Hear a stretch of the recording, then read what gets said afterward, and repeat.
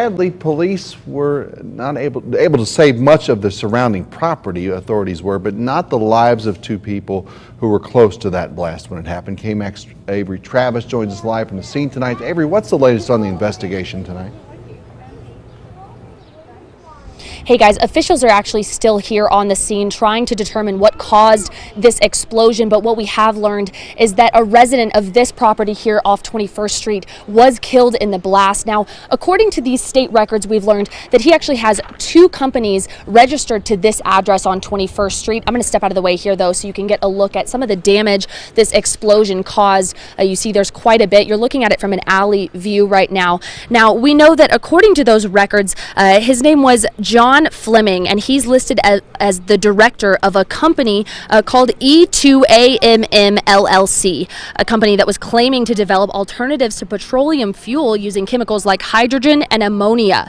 This afternoon, we spoke with the chief building official here in the city who is over building safety and says any hazardous materials in any large quantity would not be allowed in a residential area or at a home like this, but there's actually no word just yet on if that's officially related to the fire and to the explosion that neighbors say shot flames more than 40 feet in the air.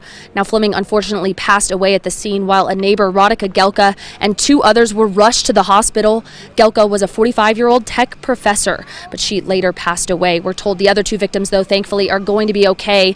Now, we know the hazmat team was on scene last night after detecting some strange chemicals in that smoke in the air, but the Lubbock fire has confirmed there's no longer any danger to residents or neighbors in the area. But many of those neighbors tell me they left the area out of fear, seeing that thick smoke fill their street, some of their windows even being blown out during the blast, and some even feeling their homes shake even blocks away.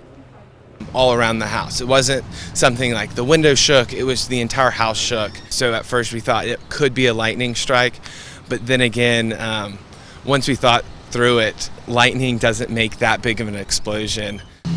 A lot of the explosion was towards the rear of the house too, like there might have been a back house, or that may have been the center of the explosion.